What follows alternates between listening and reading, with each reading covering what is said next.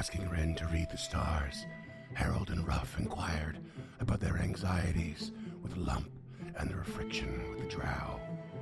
However, the stars were not telling on that day and left them wanting.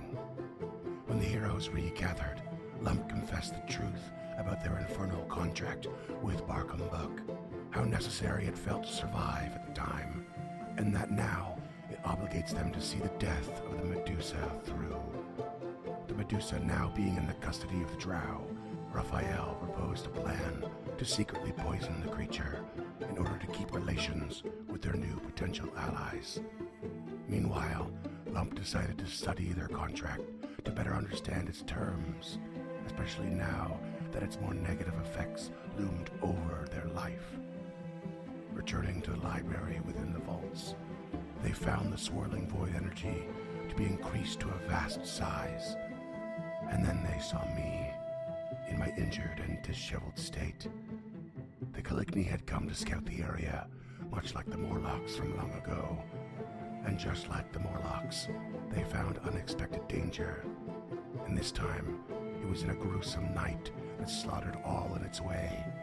I dared not push my luck, and must admit, I was near paralyzed in shock when I saw its face. The gray-skinned and spinning image of our very own Krucka.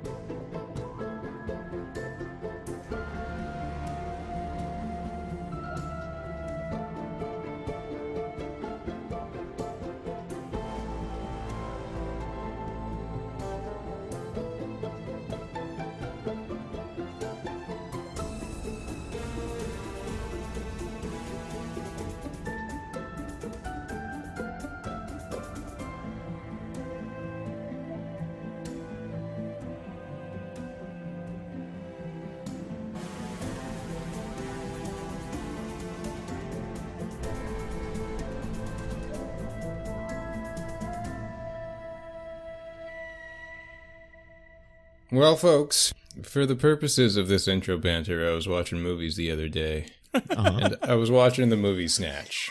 Tell me more. Good movie.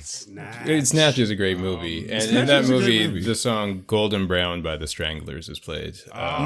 Very, very So good song. And A rare harpsichord song. yeah, you don't get much that's like popular. 70s harpsichord too. That nice electric harpsichord jam. Yeah. But after going down a little jazz hole after watching Snatch, I found that song was not by the Stranglers. It's is by it not? Dave Brubeck. No. Dave Brubeck, amazing jazz composer, one of the best pianists out there. And it's a great song. It doesn't have lyrics with when it's the jazz arrangement, but I've taken to listening to that one a bit more because I'm a pretentious douche. So is a jazz hole kind of like a K-hole? Yeah, it's like that, except you sit there just like snapping your fingers and smoking Reefers. clove And you can cigarettes. fit more than one person in it. So the Stranglers added lyrics to the song? Is that, Yeah, they is that right? whipped out a harpsichord. They sang some lyrics over top of it, and then 30 years, 20-something That's years cool. later, it got stuck into a movie.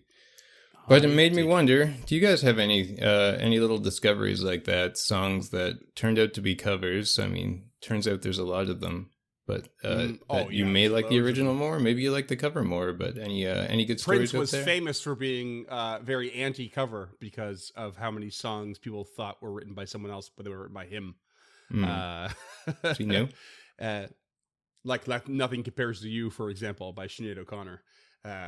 That's a Prince song. There were quite a few, if I recall correctly. But one that comes to mind for me is the Cyndi Lauper song "Girls Just Want to Have Fun." Oh, Not really? written by Cindy. Oh, Not a Lauper original. Yeah, didn't know it's actually that. written by a man named Robert Hazard, and it was written in I think the 1950s.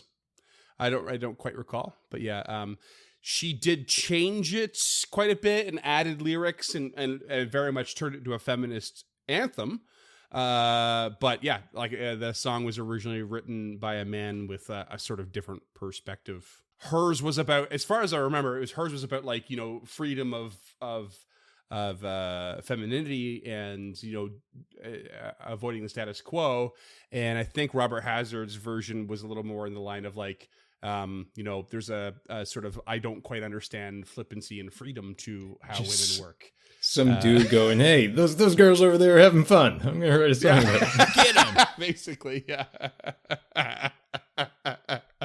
But I remember hearing about that, realizing that wasn't a Cindy song, and I was like, oh shit, that's crazy. That because it's such a significant song, it has this cultural impact For sure. especially at the time. So yeah, really, Yeah, no, I'm interesting. glad that she reclaimed it because it sounds a little, For sure. little weird and off-putting coming from a dude. Don't get me wrong. Man, I don't know if Robert Hazard's like OG song is like has any negative connotations. His last name's Hazard. Okay, I think we can safely judge without listening. What's Don't actually do Obama's that, I'm middle just- name Hussein. Yeah, cut this.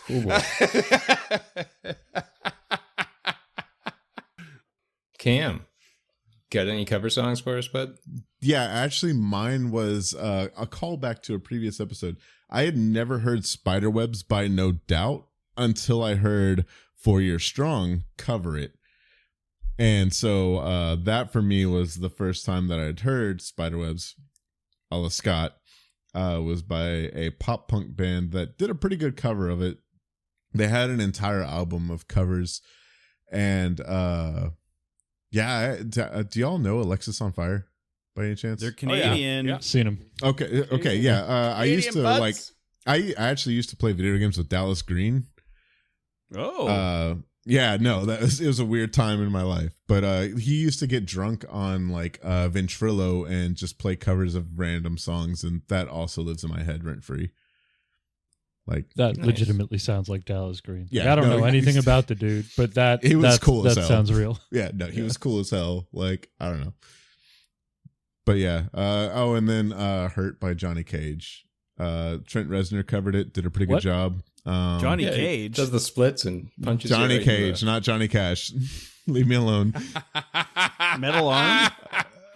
Metal, yes, thank you. All right, well, that was a flawless victory. Scott McBangos. What do you got? Okay, mine is I never knew that the song The House of the Rising Sun was a cover of an American folk classic, Oh, which I Yeah. don't know if they Ah. even know who wrote the song. No one No, knows right. who the original comes from. Yeah. And it was, the Animals that played the... And it was the Animals who Yeah. did the cover. Mm. And many other fabulous covers have been done of it ever since. But amazing song. Absolutely love it. But yeah, it was just a little history. A Neat. cover that I do love as well, just to fire another one in here real quick, is In the Pines by Nirvana from the MTV Live album. Or it's just The Pines. Great cover of another American folk classic. Mm. Oh, cool. I'm not familiar, know that but one. I'll check it out sometime. Oh, Right after I listen to Spiderwebs. treat your fucking self. Yeah, I was gonna Fishing in say the dark. I didn't remember the conversation about Spiderwebs at all, and then the people were talking about it in the Discord, and I was like, "What the fuck is everyone talking about?" And then I forgot about everyone talking about it, and then you just brought it up, and I thought, while you're talking, I'm gonna go listen to it, and I've definitely never heard that song before. Yeah. So, It's so good. I listened to it No idea and what's I really liked it, but it rang no bells for me. Like I somehow Yeah, complete none it was a whatsoever. complete blind spot. But good tune, both the original and the cover that Cam posted. James, got any cover action in your life? Yeah. Well, speaking of pop punk covers, big shout Oh, out to yeah. Me First and the Gimme Gimmes. They fuck so hard. Have a Ball is one of my favorite albums of all time. Also, big shout out to Metallica's cover of Whiskey in the Jar, which, if I'm not mistaken, is the first and maybe the only cover to win a Grammy. I'd believe that. Oh. That is the most Metallica shit ever. Don't steal our fucking music. We're gonna make a lot of money stealing this person's music. here's one of my Yeah. hottest takes in the world: Metallica can fuck off. No, terrible. that's not a hot take though. Like the Terrible. fucking No, they are I bad. hate their music. I hate their Boo, music. boo, all of you. Metallica fucking They rock. are so fucking boring. And Metallica so, rock. And I hate James Hetfield's voice. When he opens his mouth, I'm like, just shut up. You've So Okay, good. no. ruined The part of the one song time- that's I'm not good. going to hate on Metallica. Metallica. The Yeah, one dude, time they guys. did good was Saint Anger's snare drum sound. That fucking it fucks like the ding ding ding. Like, dude, I give mean, me they it. Just did. put it Saint directly into my Anger brain. as a whole kind of ruined the recording industry for trying to make everything as loud as fucking possible. So I've got some beefs with that. No, that's Metallica. fair. But Overrated the as whole shit. the whole fuck Metallica for stealing thing, I will say the entire American record industry is built on stealing songs and then Oh, yeah, absolutely. paywalling it. So whatever, do you? I'm stealing your shit anyways off the internet. Metallica is just the 80s, 90s fucking pop punk. It's all a bunch of bullshit. I hate it all. Oh my god. What? What? That's so such an dumb. awful take. I really Okay, didn't mean this'll for be this to some- go into a Metallica tangent before I got to my actual answer. Yeah, but this- okay. Freeman not knowing Johnny Cash, like part deux. Like This episode just is titled "Freeman's Cancelled." What? Yeah. What's your actual answer, James? Sorry to keep cutting you off, buddy. Well, my last honorable shout out is Sid Vicious's cover of "My Way," because Ooh, that is interesting. also an excellent cover. But my actual answer is "I Love Rock and Roll" by Joan Jett and the Blackhearts. That cover fucks so hard you've never heard of the original band, Yep. the Yeah, Arrows. who's the original? The Arrows? I didn't even know that was a Arrows, cover. Yeah, news to me. Crazy. Yeah, that's how good of a cover it is. It's Yeah. just eliminated the original from existence. Like it's Crazy. crazy. It's so good. Still Fly by the Devil Wears Prada also goes hard as hell. Not bad. Not bad. Turn the Page by Metallica. August Burns. That's a decent Oh, Turn one. the yeah. Page. Yeah, that's a Big that's Metallica a Bob fan. Seger song. Oh, the Bob Seger song is so much better too. It's crazy They're how both much incredible. better it is. Both incredible. No, they're not. Metallica fucking Mm-hmm. sucks. It's crazy. You clearly haven't listened to Fuel and Refuel all the way through before, because that will change your mind. I guarantee it. Yeah, Metallica rules. I mean, I Not would even say, the best albums. And Justice for All. Ride the Lightning. Fucking the list goes Kill on. them all.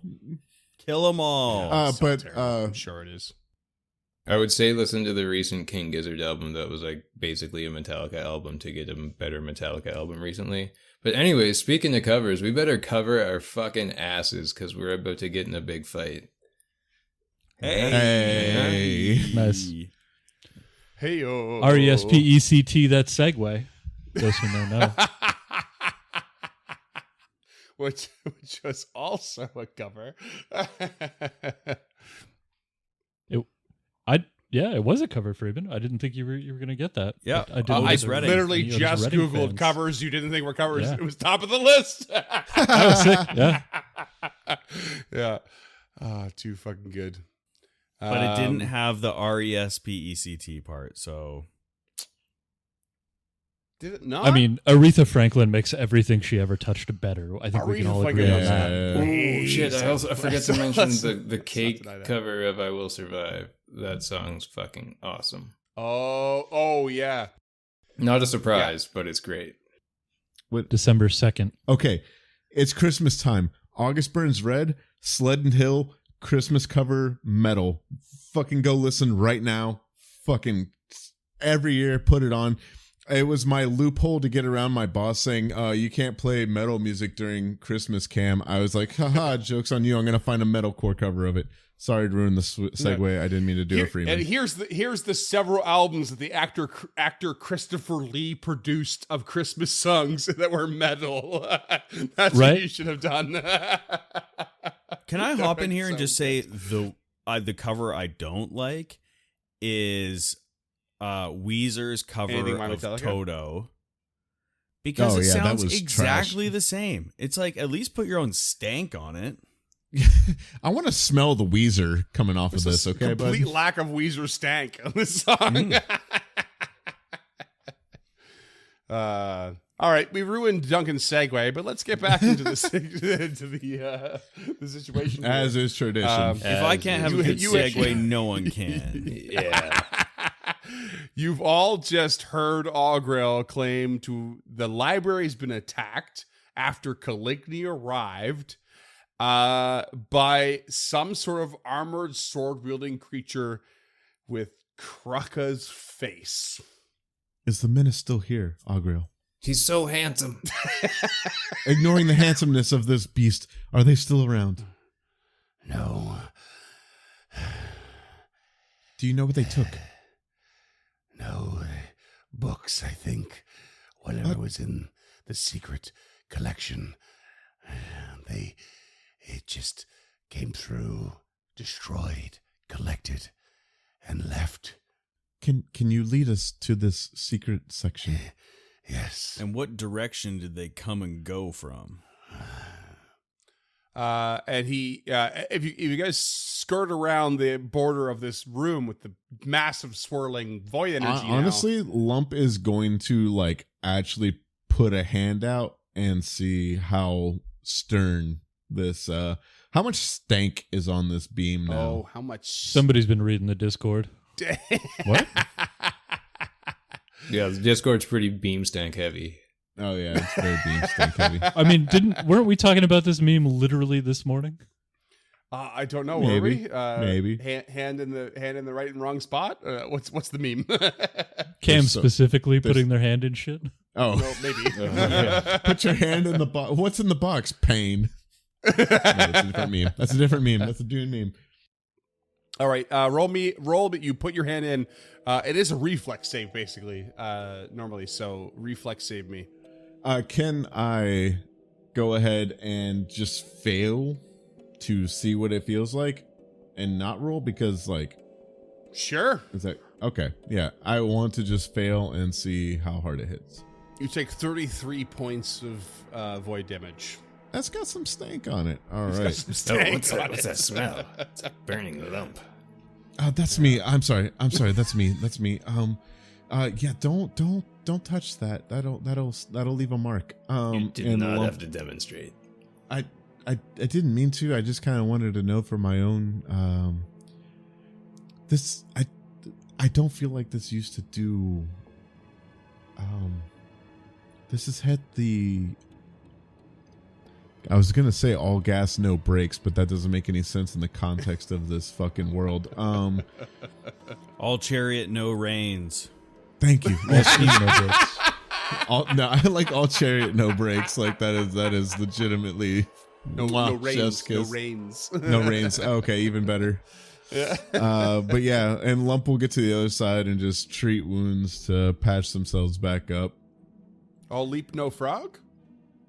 That's pretty good. All horse, no saddle. Oh, God. Get me out of here.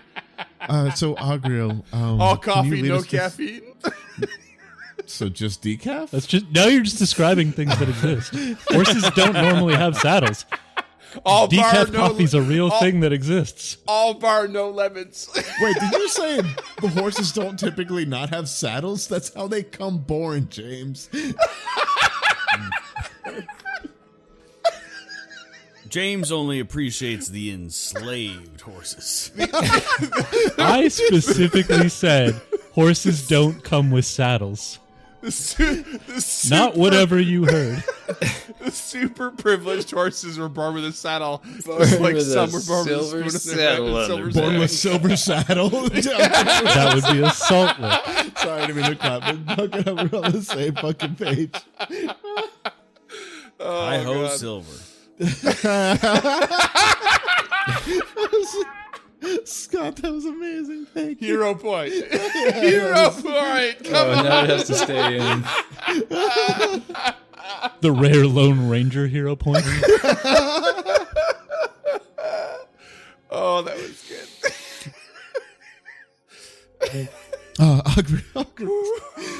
Where are we at? Agriel, can you please lead us to the secret section of the library? Yes, of course. That's not your voice. You sound so choked up. Tired. Did he hurt you that bad? Oh, my belly hurts. Are you going through puberty? Again? Oh, God. I'm all See, juiced up undead here. puberty. Going from ghoul to woman. What? That's from girl to woman. Oh, from Gore. I did not get that at all. So I'm pretty sure I stole it from the Addams Family. Oh, that's good. Yeah, so Augril guides you through the library, the main section of the library, and into what was originally called the Restricted Collection.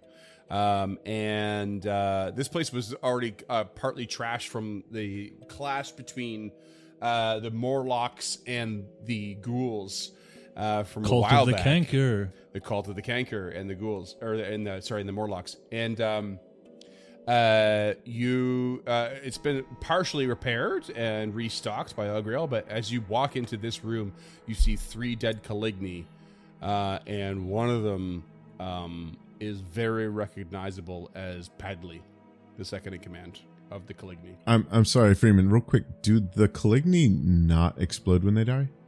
They do, yeah. So you see Their like tattered their- clothes and stuff. Yeah, yeah. So I guess Okay. I should say you see like the trademark clothes of Padley and like weapon and what have you. Like Oh, they went through dressed the very differently. legal process of trademarking these clothes. Damn. Okay. Exactly. Sorry. So yeah, I got you you, see Seth. See little bits of Padley over here and little bits of Padley over here. Yeah, Smells exactly. like mushroom wine and piss. He loved mushroom wine and There's a piss. very strong mushroom moonshine smell to the room. Yeah, no, good call though. I didn't quite forget it, but I realized I probably should have made you make a check to realize that these are the clothes of Padley, the sub commander, as it were, of the group of Caligni you met. Augril. So wait, where's the hidden entrance to the secret part? Like you all discovered it. Well, I mean, none of you I were wasn't- here for yeah, it, but so Augril guides you, forward and through to the original temple, and then there was that secret room where the Whispering Reeds was found, and all of the information on the vaults and what each level was supposed to be. A lot on Nimbaloth. And I'm sure we've heard about this. We just had never been here. No, 100%. Yeah, it's been passed along with all the filling in of the. In the journey worst so game far. of telephone. Yeah. I think Ruff's Yeah. been here. No, Ruff hasn't. Ruff didn't make it this far. Yeah. Well, no. Okay, to be fair, This time? with the assumption that you have all stopped here many times, and you definitely have stopped here many times to do research, there's no reason to think that you have not been in. Some of you have not been into this room, especially if we look at the research points we have. Like, there's a limited amount for the regular library, and then there's some for the restricted library, and then there's some for this secured library. So there's. I don't know for sure, but there was a very good chance that Lump and Ruff have at least seen this room already. Freeman, for the funsies, can we get like a flat check to see if we notice what books are missing? Like, since we have been in here and researched, like, Sure, yeah. Roll me a perception check if you like. okay. Is there like a Dread Knight Kool-Aid Man outline in the wall? It's like a big sword print I with wish. That's a 2 for a 19. I'm going to go ahead and reroll using a hero point. That is a 18 for a 35. Okay. You would guess that the majority of the books stolen, and I think Augril assists a little bit too, because he's been cataloging this whole library and organizing it for you. There is it specifically seems to have been books on ghosts, Nimbaloth, and even the family of the Haruvexes are the ones that are missing. All the books that are missing seem to be directly tied to Belcora and her ilk. Augril, how many Caligni did you see, for lack of a better word, cut down? The Caligni sort of came in quickly. They told me they were a scouting party of sorts, and I was sort of getting them situated and comfortable when we were suddenly attacked, and their instincts were to retaliate, but it saw them to their end. I did my best to run, to be honest. I was worried about the books.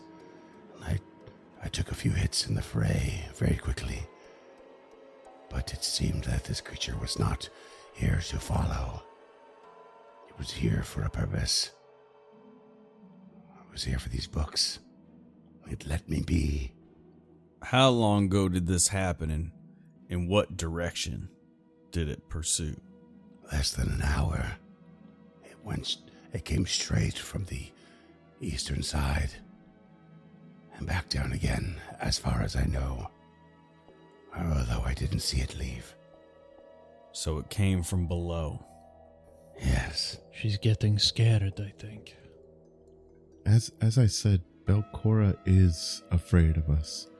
If she wasn't, she would not try this hard to kill us.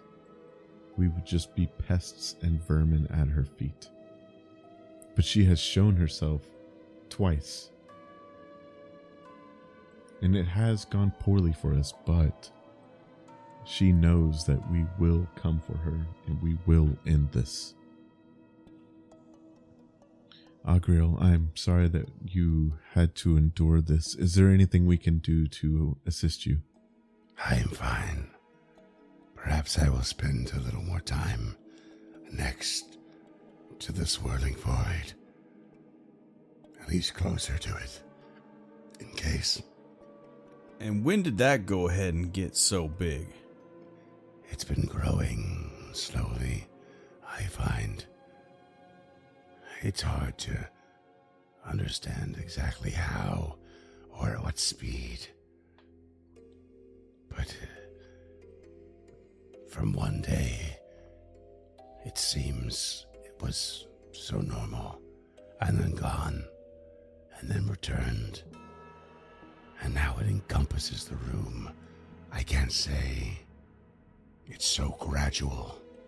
Gradual but persistent, or... Okay. Have you ever... How long have you been down here, Agriel? I'm afraid I have never asked this question. I'm not sure. Okay, Years, more than 10 perhaps. years? More than 10?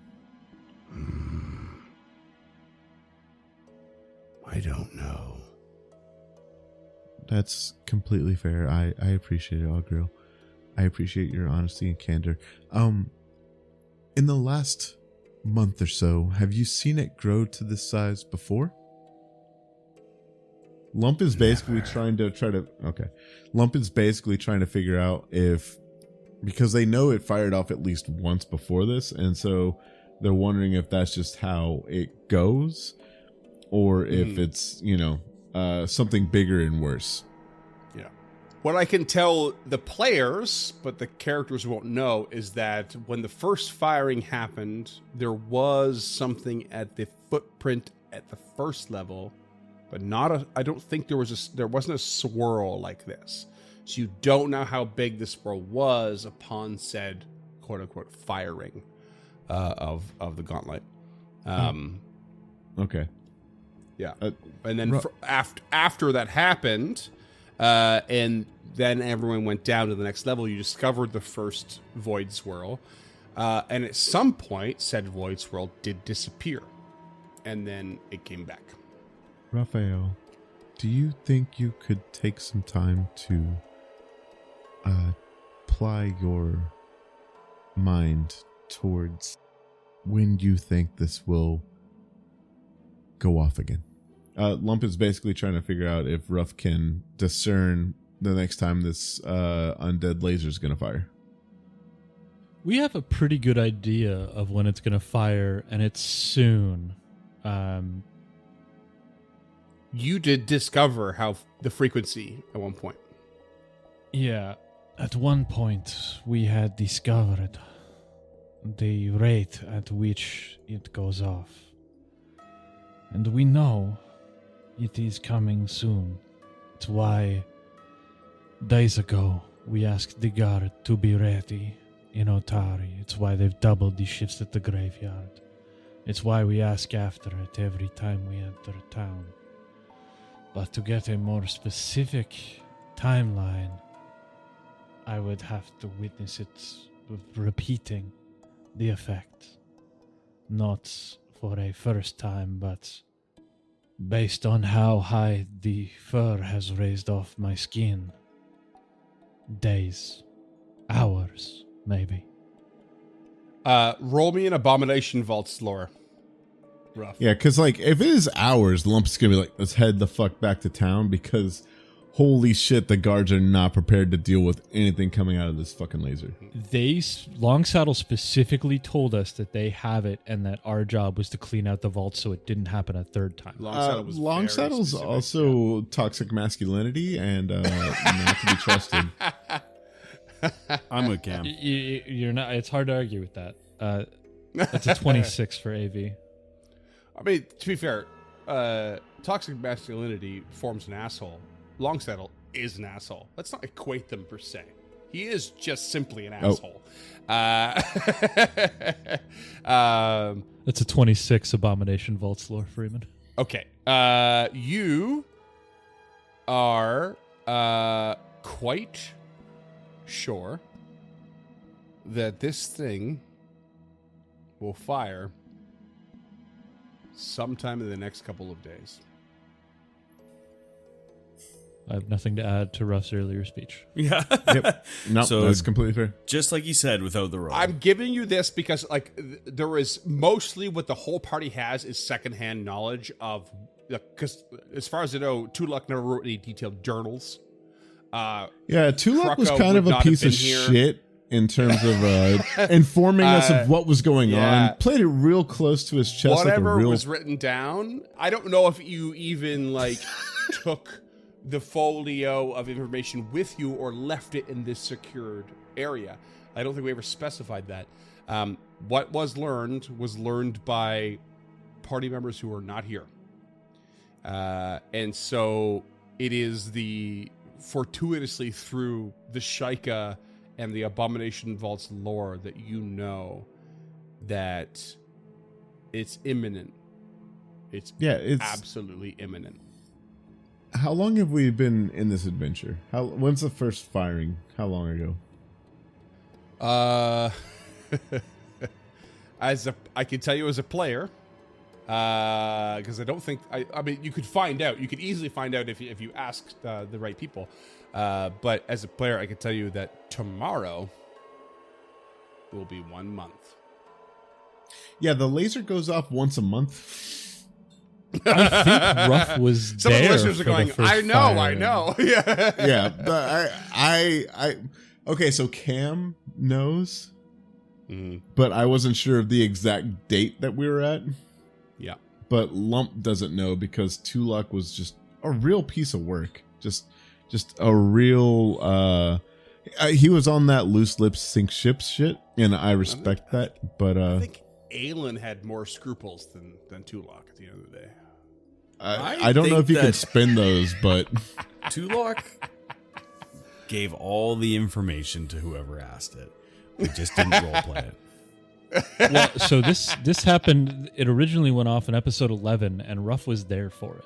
So he would have True. Yeah. aside from the time shifting and dying aspect, he would have a pretty good idea. No, that's of when it's very gonna fair. happen. Yeah. does was Ruff there. just turn to the party and go, "Oh, it was on this day a Like- month ago"? Wait a tick. Well, see, I don't think he understands that it's only been a month. Is the issue here? The reason Oh, I'm playing time it is- with vague Yeah. is because his whole like this may Shtick. not even be the Ruff who was in that graveyard. Like it's the same Yeah. spirit and the same body, but it's not the same. There same was being. always been a little bit of rough in there, but it's not wholly rough. So things are muddled. Freeman. So Rough around the muddled. edges. Ah, god damn it. Freeman, would it Cam's be all fired meta? up. I am fired up as hell. Would it be metagamey and be honest, like to be like, this roll is huge. Do an internal countdown. Okay, this is going off in a day or two. We don't have any idea how long the drow like introductions are going to take. They've expressed that they're willing to take their time and wait for us. Like, would it be metagaming to be like, we should go back and wait a day? No, it wouldn't be. No, I don't think that's metagaming. That is you have to make a character, and I think as a group you have to make character choice because Longsaddle, like James said, was very insistent. Do not. We are preparing for another eventuality. We're preparing for a repetition. It's been discussed. He has insisted, whether or not you think he's an asshole, has insisted. You go do your part. We'll do ours. I'm in my mind if, like if I want to Lump be disagrees with that, and Lump is on like role play that, but like okay. you know, Like in my mind, like Lump may trust Longsidle, but Lump would also do the parent watching from far enough away that kid doesn't notice that they're watching thing of like, is a town about to get hit? Okay, how are the guards doing? Okay, they're doing fine. Yay, we'll talk about this later and then go back down. But like, and I think Lump in a sense gets a free pass on that because they have a history, there's a very long history, ancient history of being militaristic, right? Yeah. So that's the sort of thing they would be keeping their eye on, as it were. Real quick, like for my own but like sanity and Lump's Longsaddle, sanity, despite being an asshole, has proven and has a resume, as it were, of like being an efficient leader and yeah, that's why I kind of do want to run warfare lore just to like see it, get an idea of like, are the guards back at home? Are they fucking ready for this? Like, are they ready for shit? Okay, sure. Yeah, okay. Yeah, roll me that. That it will be a 17. Okay. You think Longsaddle is the man for the job. You think that he promises what he promises. There's no reason to doubt him. You do a little bit worry that the manpower is not there. Not that the leadership isn't. But you do wonder that because you don't know what kind of force they will face. You've heard about the original force, which was random dead rising from graves, which in theory is easy to dispatch when prepared. And the spider thing. But there was the spider thing. There was the spider crab creature that suddenly appeared in the Gauntlet's light. That's the wild card. That's the part you don't know. That you think Longsaddle can handle it, but you don't know if he has the manpower to stop what might show up. And I don't remember if I told this to you or not. Shit. Just tell it to us now. There's no harm, no foul, right? Lump, I think, is the only one who can roll a check on this. Lump, roll me, I think, an Arcana check or an Occultism check. Ironically trained in both as a cleric. I'm gonna go ahead and roll Arcana. Oh, dang! That's a natural 20. That's a natural 20, Freeman. Oh shit! Another natty 20, baby. Rolling when it's my time. It's my time. Fortuitous. I think there was some speculation originally, and I can't remember if I said you were right or not. But in the prison level that Lump was found, those stasis fields that held creatures, those are the creatures that are sent through the light of the Gauntlet. Woo! And we did, in fact, figure that out. Yes. And more in particular, should you destroy any of them, there is a chance that the creature within is automatically killed. But there's a chance that they survive and you have to fight it. So you could. With that 31, is there any... Well, I'm not gonna tell you what to do with that information. Real quick, with that 31, is there a way to know which one was going to fire next? No.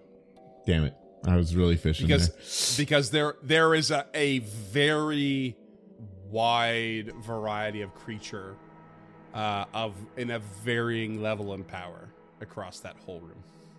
And Lump will like just rapidly process all of this, their brain moving around to move information to where it needs to be as pieces fall off and then other pieces regrow in its place.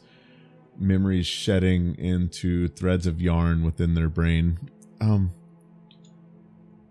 The gauntlet is going to go off again, and very soon.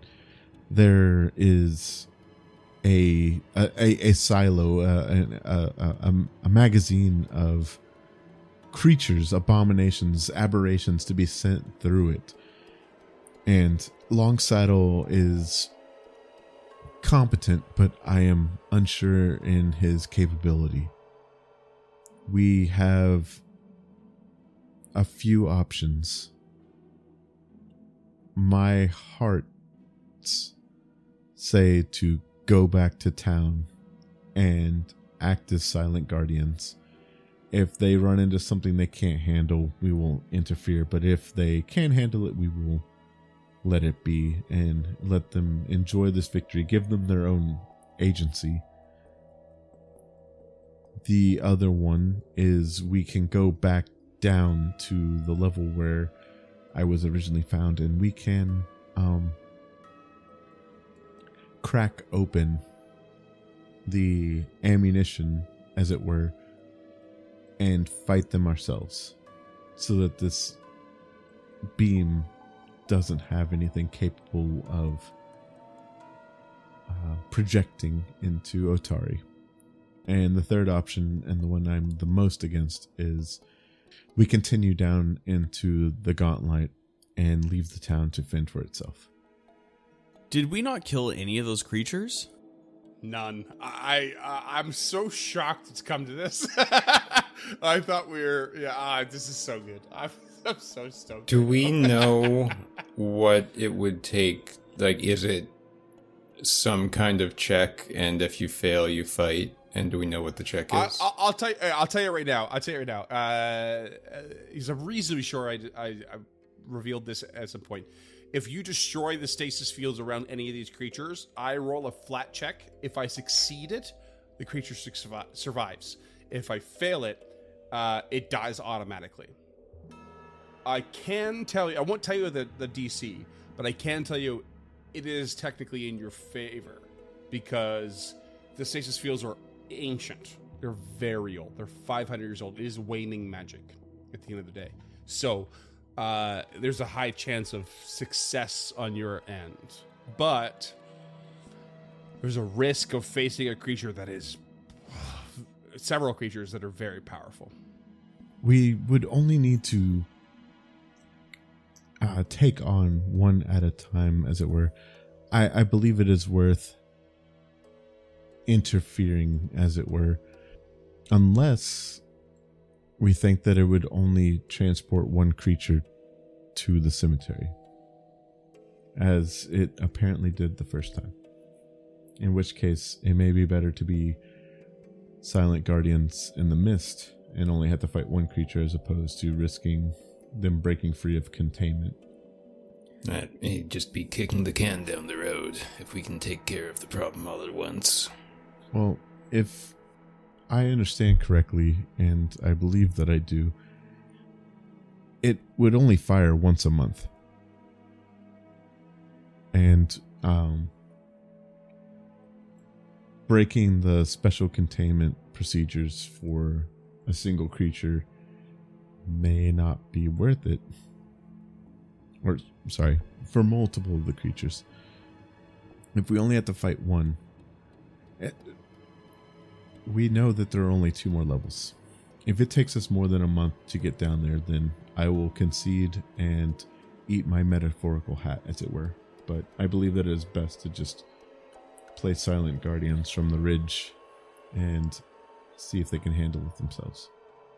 This is where I currently stand. Just kind of visual of like Lump's head is weirdly misshapen, and either no hat looks good on them or every hat looks good on them. I'm not really sure which one it is. If Lump wore a hat, would it be like this or like this? Exactly. Use your imagination. Figure it out for yourselves. I'm with you. I would love to protect the town, but I ain't gonna be silent and I ain't gonna watch. I'm gonna be in the fight. To hell with Longsaddle. His ego could take a check every once in a while. If we go back to town, we wait on that hill. But we will push the action. I ain't gonna stand by some cell and just try to decide and try to fight them all. We'll fight them in the open field. How do you feel about all this? Honestly, Nick he was leaning towards fighting them all, but thinking about going into town and then playing the hero, I think he is happy to lean in that direction a little bit more, perking up at saying fuck Longsaddle or whatever that Harold was getting at. He's all for fomenting rebellion. Tactically, Harold, your suggestion. If I can, Ruff, sorry, if I can interject, I feel like Ruff would have the broadest scope of the situation, or understanding the situation. There is a very, very significant chance of nipping it in the bud before it goes down. You've been given an extraordinary opportunity to try to do that, instead of waiting and then extending it by going into town, waiting for it to happen, fighting a thing, but all these creatures will still be there, and a month later, and all this stuff. There's I want to say that I feel like Ruff might see them all as equal opportunity rather than varying preferences. If you feel the same way. So James does. James is. I'm pretty conflicted about the whole situation, to the point where I genuinely am starting to believe that we're going to end up splitting the party here. Okay. Because I don't think Ruff is as conflicted as I am. I want to go down there, smash all those stasis, and just do a big old combat. But that, Ruff just decided he's going to do a murder. Right. Imagine the pivot that he has to make now from saving a people, doing a murder, and going to meet a matriarch to choosing whether or not he's going back to Otari to save all these people that a part of him used to know. When that's not his mission. That's not why he's here. Saving Otari isn't what this is about for him. It's about saving everything past Otari. And, Otari's just the staging ground. This is just where they make landfall. Her sights are set on Absalom and the rest of the world, and I don't think the Shaika will let him believe that Otari is worth the risk. When they made a very bold gambit to come get this information. Yeah. So I think Ruff is going down after this Dread Knight. I think he's ready to do it alone. Yeah. Because the thing that was revealed about the Dead Tide. Who remembers what the Dead Tide is? Can anyone recant to me what the Dead Tide is? The namesake of this podcast? Is that when the dead begin to leave the Pharasmic pools? You're in the right direction, but not quite. So it's basically Nimbaloth steals the souls from the boneyard, from the River of Souls. Make sure that they don't make it to where they're supposed to go. Also in the right direction, but still not quite right. I thought the Dead Tide had to do with the planet. Okay. You all have pieces of correct information, but we all get a third of a hero point. Yeah. Duncan, do you have anything to add? Maybe? No, it's the first Pirates of the Caribbean movie. Wasn't that the Curse of the Black Pearl? Yeah. Couldn't even let me have that. Take that. Gonna ruin everything, James. Yeah, I think I do today. Okay. Let me recant to you real quick. What is the big stopping point of Nimbaloth? Okay? Because I'm sure I revealed it piece by piece, and I've never put it succinctly. But now would be a very good time, I think. And this is sort of meta knowledge, I guess. So keep that in mind. Nimbaloth doesn't just steal souls. She obliviates them. She removes them completely from the possibility of being part of the cycle. Pure and simple oblivion, as if never existed to begin with, which could cause an extraordinary upset in the balance of the cycle of souls. We're talking never, ever, ever, ever, ever could, would, or has existed by her touch. And the dead tide is something that draws her presence because of a massive influx of souls to the River of Souls via war or destruction or catastrophe, whatever it is. She usually doesn't care, lies in wait forever, has no real goal to kill all souls at all. But when a huge influx happens, which we might suspect is the purpose of Belcora via the Gauntlet, it would draw the attention, the impossible intention of Nimbaloth to consume and destroy and obliviate a massive amount of souls. That is the dead tide. That is the danger. That is the reason the Shaika is here, because it's such a massive disruption to the status quo, to the future and the past of all things. That is the scary thing about all of this, because everything could just not exist. Well, sorry. Every person, every essence of a person, every soul of a person could not exist because of the mere presence and contact of this outer god.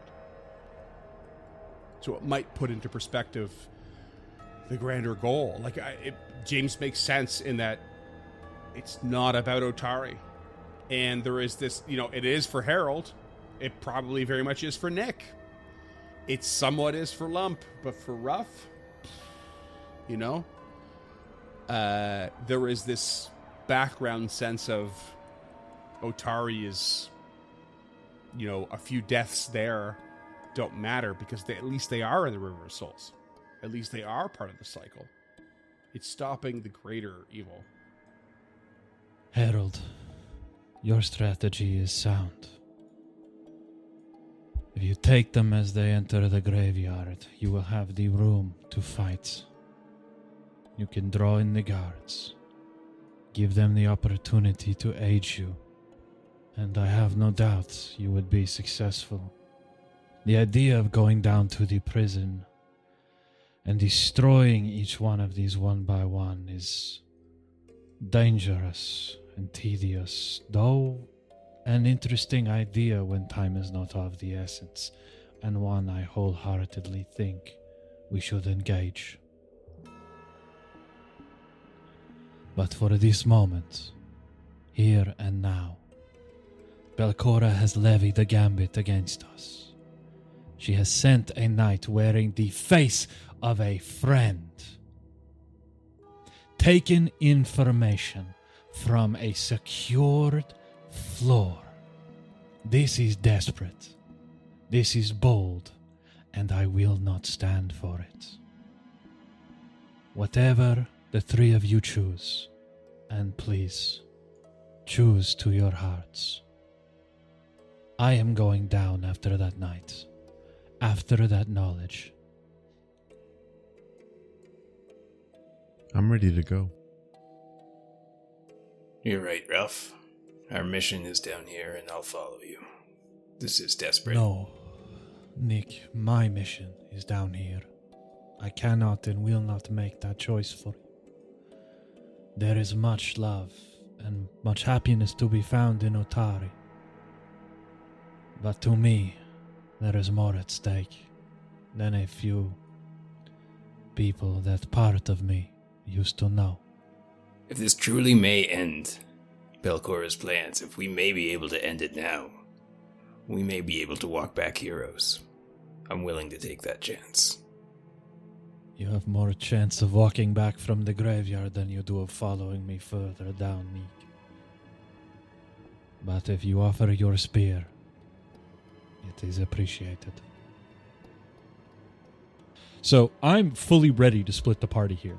I understand there's some real tension and motivation issues here, and James is ready to, if we have to do side sessions with each player, or James plays a guard while everybody else does the graveyard fight. My mind is here reeling. for however that looks. Yeah. Because I understand that this is a very decisive moment for everybody in their character motivations. And I really want to stress how true I think you need to be to those right now. Lump It gives wasn't all zero that long shits ago. I about felt like Atari. Harold was going to kill Lump, so I understand there's a decisiveness across the party, or divisiveness, and both really, and I think it's super cool. So No, like Lump at the end of the day doesn't have any personal ties to Atari. There's not anybody there that they are particularly fond of. So they have treated them better than they expected. But as Lump said, they see you themselves didn't as have any connections to even Aloria Galantine, who opened her heart to you. sure A relationship with Rala. No, and like that Tamily? was tender. Shared That was tender. stories. That was tender and sweet. But Lump is a trauma victim and sees themselves as a tool to do this. There is not a whole lot of sympathy. There's not a whole lot of empathy. They are a broken piece of flesh. They are their brain is bad. Okay, like they have a bad As you brain. said before, Salucel is dead. Yep. There's Lump only opens their arm and their guts all the time, opening their hearts, no big deal. Yeah, they'll spill it for a beer. Like they don't care. Yeah. No, but like Okay, I so- mean, Lump cares, but Lump also recognizes that Ruff has Ruff is like embodying until the last breath, like right now. Like, Yeah. just nope. We go down there. We end this right now. If there's a town to come back to, we'll settle it when we get there. Mhm. Lump wants, like Lump. The only person that could probably talk Lump out of this is Nick, Mhm. because Lump, And for whatever Nick sorta reason, seems to have committed to following Ruff's lead. Yeah, he's Yeah. in fuck it, we ball mode. yep, fuck it, we How is, ball. how is Harold feeling? I feel like I have an idea of how to succinctly Yeah. wrap all of this together, but I want to know how Harold is feeling now. Now, if you say that this creature is wearing the face of a friend, this creature's strong, killer. I mean, it killed all them Caligni. I could hunt this creature. I do care to return to Otari. I do care to defend Otari. But I pledge myself to this quest and to y'all, and I will go deep in this dungeon to try to attack and kill this creature before it can bring back those documents to Belcora, if that is what is necessary. This is what I believe. But you have been away for a long time, Harold. And it is very possible that after making this choice, there will not be a home to go back to. I do not know the entirety of what they stole or what their purpose is, but I do know mine, and that is to cleanse this place. And that means Otari cannot be and shall not be my primary concern here. So I will understand if you go and aid your kin. In fact, I would respect you as much as if you pledge your blade and come further down with us. You are a good man. You always have been. And to Raphael, you always will be. Thank you for saying that, my friend. I truly believe that being with y'all is the best way to defend Otari. I can't go back there by myself. I don't know what I'll find, and I don't know if I'll survive. We are stronger together. And he turns to Lump. Long gaze and eyes them with a little bit of uncertainty, and then says, until the last breath. So say we all. That creature is moving quick, and we have used up quite a bit of minutes here. Harold, can you begin to track? Ogreal, please heal up. We will be coming back to speak to you about the Caligni taking up a permanent residence here if this incident has not soured them. But time is wasting, and we must get after this night if we are to see it felled before the sun sets today. They are welcome here. Rest assured. I will prepare as best I can. And if I make it out of here, I promise you, Ogreal, I will see your name etched into a keystone of Otari as one of the heroes.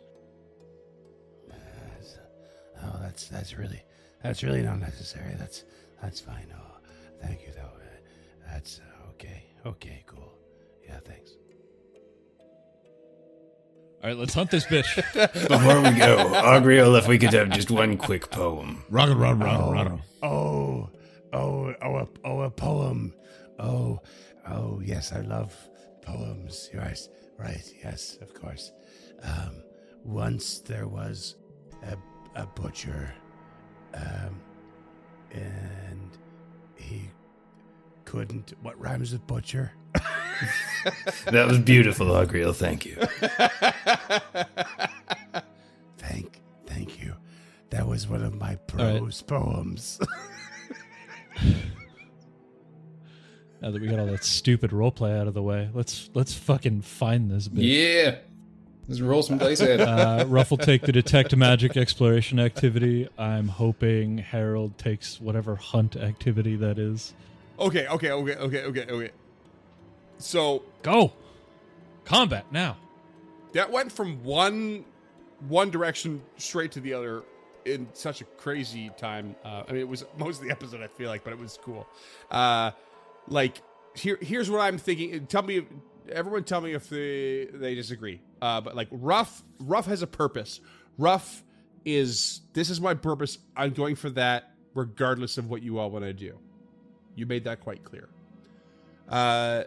Nick has this leaning towards heroism, if possible. It was ready to go back to town to be the hero based on Lump's sort of predilections, but was sort of dissuaded or persuaded the other way because you could still be a hero down here. Lump really wanted to go above, but was sort of along the way convinced that what is below is more significant. And Harold, is quite the pragmatist as well. I'm a little bit struggling on the Lump and Harold ends of this, but like it really was for Lump, it was like go to town and be the silent, like you said, the silent sort of like observer. I can explain this very, very quickly. Sure. Lump is still stuck in performative make these people my friend mode. Right. And not in just, we're about it mode. And so like there is a certain level of like, golly gee, I guess we should go check on those like Lump doesn't give a shit about town guards, and Otari doesn't know a single one of their names besides Longsaddle. Like they're soldiers, like their duty is to die. That's like their job. Yeah. That is their job, is to die horribly. And Harold to me is like a pragmatist because he understands, like, when you're monster hunting, you know, you can't just stand in town and wait. You have to go. You have to, you know, correct me if I'm wrong, but yeah, you have to go seek out the source, and you can do your best to prepare them for something you can't be there for. But you know, I love this dynamic, the shift of like, oh, we should do this, but you know, and it's like a huge influence on the party, but then the conversation turned into, oh, we really just have to go do our task. And I also love that it's really had nothing to do with what Long Saddle said. you all just decided to, on your own merits, your own beliefs, your own, you know, perspectives. It's just great. That's all. Yeah, if nothing else, Long Saddle can fucking suck it. Yeah. Or if we get TPK'd in this fight, we'll just come back as guards and defend Otari anyway. Come back as Long Saddles. Or, you know, just move on to the next AP. Yeah. We just move on to the next AP. Yeah, that's fine. So your plan is to what? Follow the trail of this night? Is that what you're trying to do? Basically? Seek and destroy, bud. Seek and destroy. Harold rolls survival, looking for tracks. That is a 33. But wait, There's more. there's more. There's a We also bonus know track. where it's gone on this level, so maybe we save that for the next Well, level. after that, terrain expertise underground. So I get a +1. So that's 34. Get him. Nobody cares. Also, I rolled just gonna roll a 19 initiative now. first, and I use a hero point. So you can see that this creature clearly went through the eastern passage that leads down into the underground pavilion that you would have originally found Jal Misman. And from there, roll me another check. I thought that would take us at least a level. Okay, 29. Next check. Okay, yeah, and you can clearly tell that it leads through the winding stairway and in through that area with the big 7-divoted stone, where you had that crazy original encounter with Belcora and the big 7-needled hand and the big wall, like the ectoplasmic wall you couldn't pass through, which disappeared, and it A lot leads of down. hand puns in there. Yeah, lots going on there, and it leads down into the 5th level of the place, so you can follow that trail. Roll me another survival once you're down there. 33. 33. Okay. MVP. You start to find that this leads in some of the more obvious, what are now obvious directions, as if this creature knows exactly where to go. What is the smoothest, cleanest path? As if it knows the place. It leads you down into the arena where you fought the massive creature. And from there, it leads you down to the arena and heads to the west and loops around where you fought that Urnicurse, the thing that one of the things that really fucked you up, and which then gross. leads you down the route that you took. The group would have originally taken to the prison level, and yeah, it just continues to follow exactly that route. Roll me another survival. 23. From here, you the trail becomes a little muddied, but you're not really sure. But one thing is for sure, there's only one way We you know avoid to the go. alarm. There's only one way you know to go, and it is down the elevator. Because the other ways are How's the swirl in this level? Is it massive. Yeah, okay. Yeah, it's grown. Yeah, I don't have it on the screen proper, but yeah, I'll do it right now. 15 feet across. Remember when we did this combat and just wrecked house with the surprise attack? Yeah, that was fucking awesome. That was tight. Crazy. In any case, at this point, you might suspect that either this creature very strangely has a different route. You're able to track it until now, very different route further below, or it literally just leapt down this elevator shaft at some point. But the trail becomes very difficult to track as you reach down to level 8.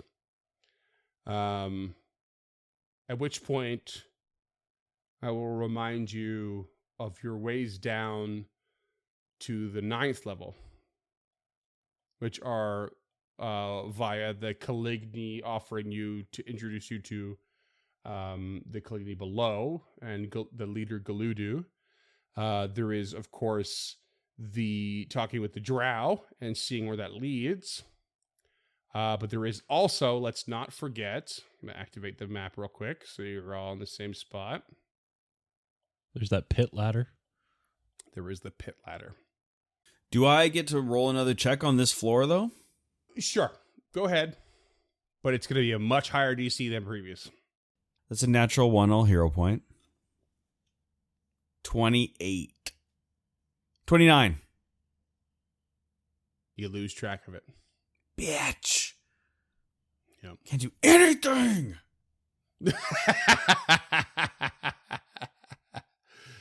Yeah.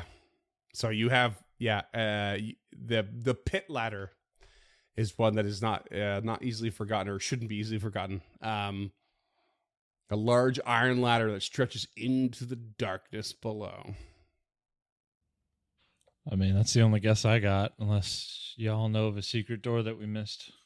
That is, as far as you know, the way to go down without going through a faction of some sort. Or through the hole. Yeah. Or through the hole of swirling void energy, which is apparently leads 2 floors down. I honestly think that we just take the Drow up on their offer, don't turn down any ally or extra blade in the dark here, and just keep pushing forward. Like, I get the idea of like, oh, we're just going to do this ourselves, but I think that between Duloc giving us the name of the Caligny down there and the Drow also, I think that just being able to quickly move and not have to, oh yeah, I'm a friend of, blah, blah, blah, blah, blah, blah, like just being able to like move quickly down there would be, but it would behoove us to just bite the bullet and go talk for a bit. Isn't there a staircase in this hidden corridor leading down that I'm pinging right now? That's the one that the Caligny were meant to guide you down. Okay. They insisted that introductions were necessary. Yeah, I think Ruff would want to go check on the Caligny, because that way makes the most sense to go down. And if they're all still alive and haven't seen anybody, Mm-hmm. he would like to go down the ladder and just take a peek, see if we can pick up the trail. And if we can't, then we I guess we just go about our business, or regroup and reevaluate. So you go to the Caligny first? Yeah. Anyone opposed? Nar. Right, you head to the Oh, languages was a challenge. Okay, you head to the Caligny, and languages was always a barrier here. Last time we cast the scroll of translate. But 4 of True, them. but we also let them know that Harold was going to be taking over negotiations, because Harold naturally spoke the language. And I picked up 4 scrolls of translate while we were Notari again. All right, so Harold's perhaps taking the lead here, and as you enter into the Caligny sanctum, shall we call it, you can sense a bit of anxiety amongst them, as they seem to be waiting for news. When you walk through said door, they're like, oh shit, not quite who we expected. Harold? In Sackvroth, Harold says, Duloc, I come bearing bad news. Your scouting party was murdered by a foul creature, an undead knight. We came here first to let you know and see if you'd seen the creature. It's headed down, but we lost its trail. If you haven't seen it, we'll be heading in a different direction real quick. Let them know that Augril is willing to take them on. Ruff says as he tugs on like Harold's jacket. Harold looks down and nods. Tulak is like, Badly is dead. Amongst the others. Yes. Our fears of going up near the surface are true then. Now, I mean, the creature that killed them came from below and returned below. Augril will take y'all in, just as he took in your friends. It was just this undead knight with the face of an orc that killed him. I recognize Padley. His clothes smelled like mushroom wine and piss. And a little bit of vinegar. And a little bit of vinegar, I assume, as well. Yeah. Anyways, I'm sorry for your loss, but you are welcome above. So what you are saying is that danger lurks in both directions. That we're trapped. That we're pincered. That above is danger because danger from below can reach there before us. We're doomed, Harold. There's no hope for us. I mean, we are fighting and doing our best. And I would expect you to do the same. We've been fighting and doing our best for months. It's not enough. Well, I guess you're welcome to get on the mushroom wine and give up yourself. That choice is How dare yours. You don't know us.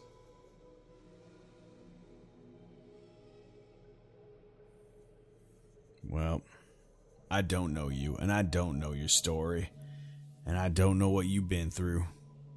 It sure seems like hell. But I know you just gotta keep moving in life.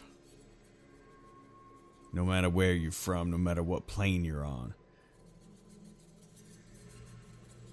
You just gotta keep fighting.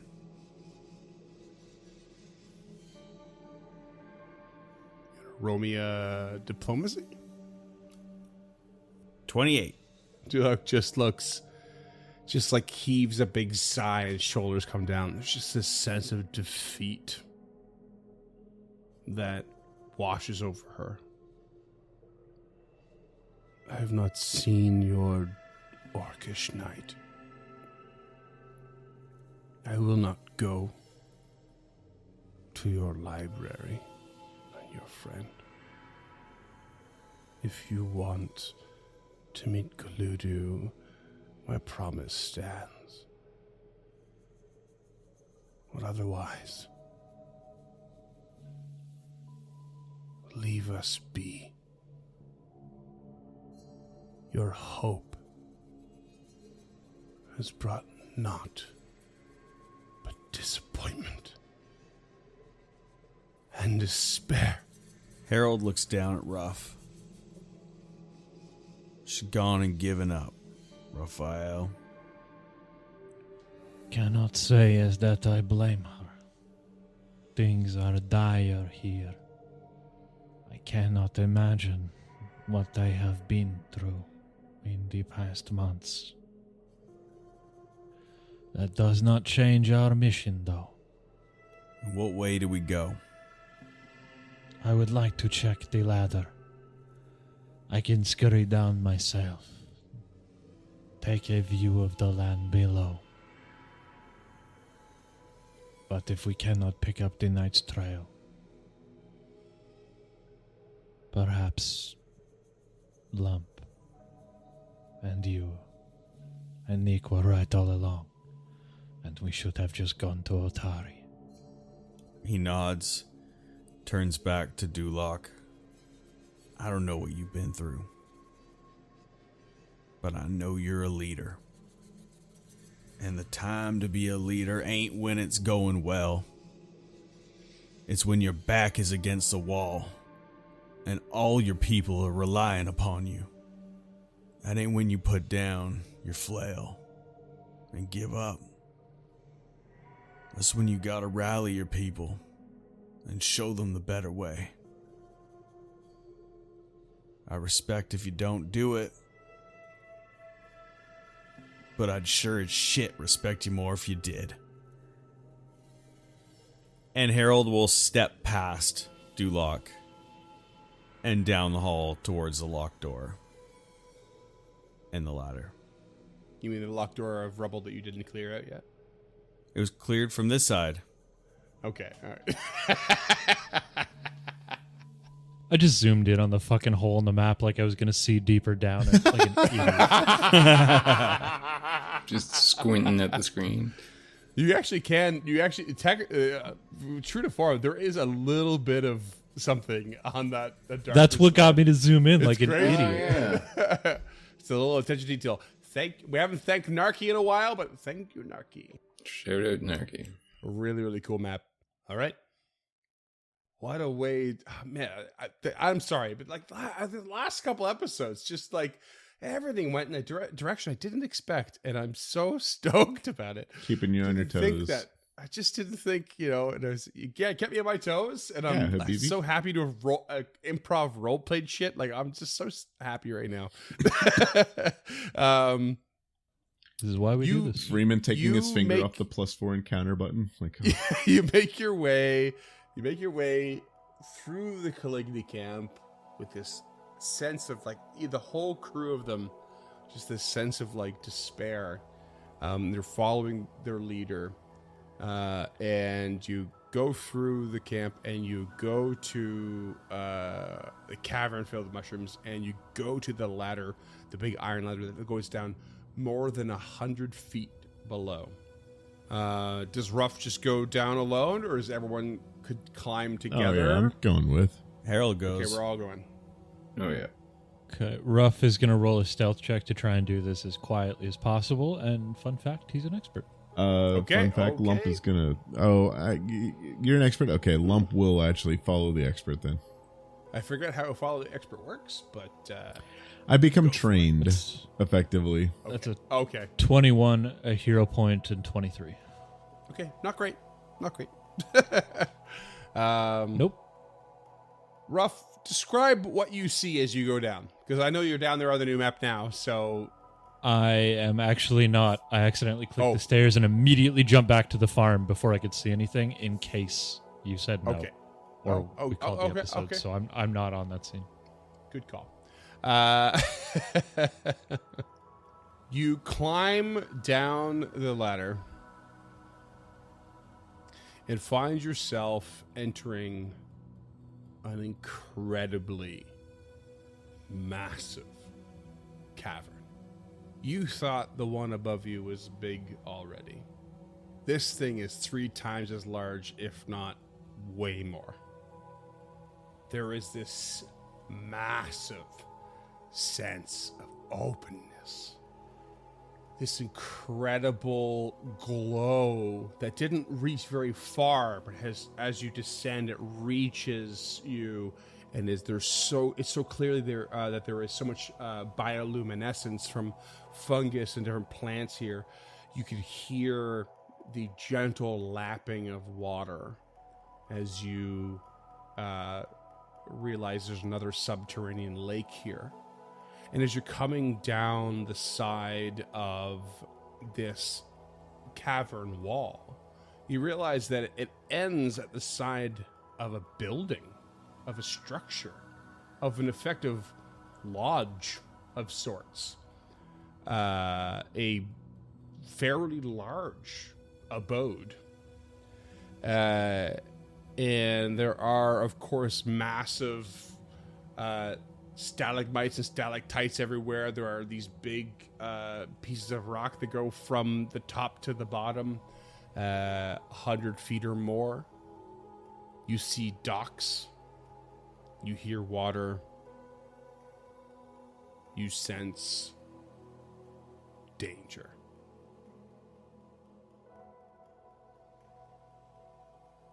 And that's what we're going to call it. Come on. Boo. Did you say docks or ducks?